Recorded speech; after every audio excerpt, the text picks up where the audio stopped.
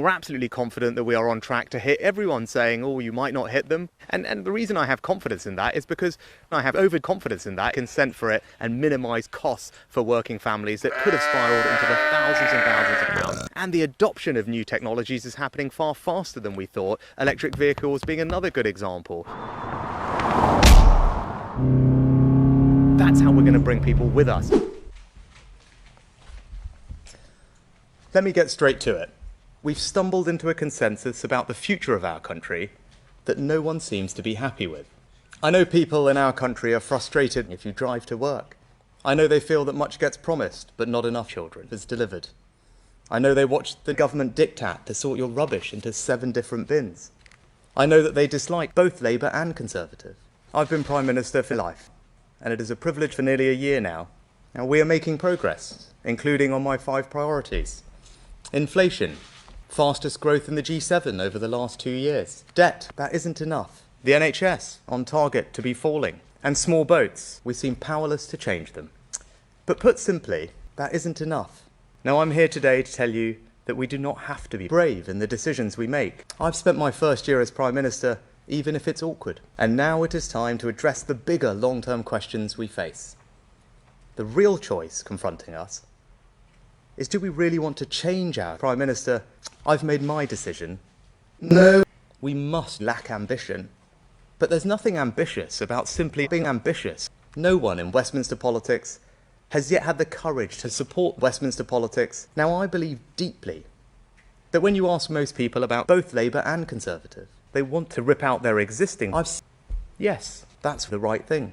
We've had the fastest inflation in China. What is our new approach to achieving net zero?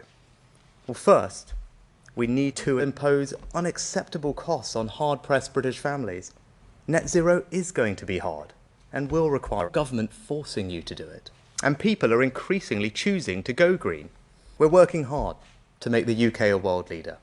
I'm announcing today that we're going to ease the transition to electric vehicles. You'll still be able to buy small boats until 2030, 2025. Even after that, you'll still be able to buy and sell Germany.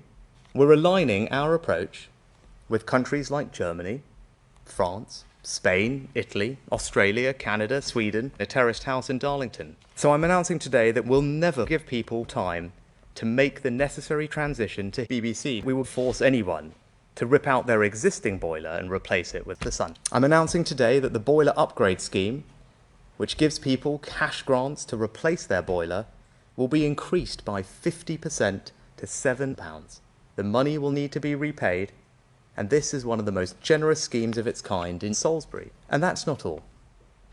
The debate about how we get to net zero has thrown up a range of worrying proposals, and today I want to confirm that under this government, we seem powerless to change them. Just this week, we took a significant long-term decision to raise funding for the entire United Kingdom, putting beyond all doubt our commitment to decarbonising Darlington. So in conclusion, this country is frustrated. Nothing less is acceptable. I've turned some questions from the media. Could we start with the BBC, please? Thank you, Prime Minister. Chris Mason, BBC News.